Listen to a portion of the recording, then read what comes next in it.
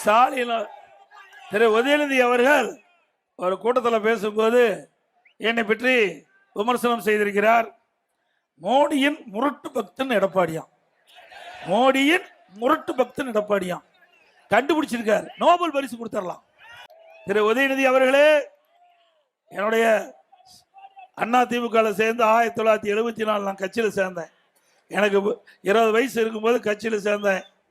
நான் கிட்டத்தட்ட 51 ஆண்டு காலம் அந்த கட்சி இருக்கிறேன். உங்க வயசு 48 தான். உதயநிதியோட வயசு 48 தான் நான் நினைக்கிறேன். ஆக எங்களுடைய அரசியல் அனுபவம் கூட உங்களுக்கு வயசு கிடையாது. வரம்பு மீறி பேசினால் அதற்கு தகுந்த பல்லடியை நான் மட்டுமில்ல எங்க தொண்டரே உங்களுக்கு கொடுப்போம்.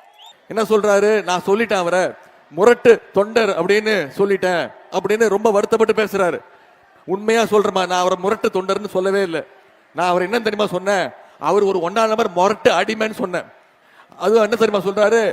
அவர் அளவுக்கு எனக்கு அனுபவம் இல்லை அப்படின்ட்டார். தம்பி உதயநிதி, உன் வயசு என்னோட அரசியல் அனுபவம் அப்படின்ட்டார். ஆமா, அவர் அளவுக்கு எனக்கு அனுபவம் இல்லைதான்.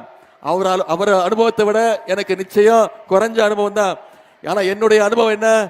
எந்த உருட்டல் மிரட்டலுக்கும் பயப்படாத அனுபவம் என்னோட அனுபவம். யாருக்கிட்டையும் குறிப்பா சங்கி கூட்டத்துக்கிட்ட தலை வணங்காத அனுபவம் என் அனுபவம். எப்போதுமே சுயமரியாதையோடு நடக்கிற அனுபவம் என் அனுபவம். தமிழ்நாட்டுடைய உரிமைக்காக என்னைக்குமே மக்களோடு களத்தில் நிற்கிற அனுபவம், மக்களோட நிற்கிற அனுபவம் என் அனுபவம்.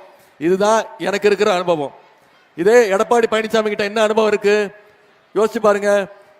ஜெயலலிதா அம்மா இருந்த வரைக்கும் அந்த அம்மா கால், அந்த அம்மா இறந்த உடனே சசிகலா அம்மா கால், சசிகலா அம்மா உள்ள போன உடனே ஓபிஎஸ் கால். இன்னைக்கு எல்லாத்தையும் விட்டுட்டு மோடியுடையும் அமித்ஷாவுடைய காலையும் பிடிச்சிட்டு இருக்கிறாரு திரு எடப்பாடி பழனிசாமி. அதுதான் அவருடைய அனுபவம். யாரு காலெல்லாம் விழுந்தாரோ அவங்க காலெல்லாம் வாரி விட்ட அனுபவம் திரு எடப்பாடி பழனிசாமி அவர்களுக்கு உண்டு.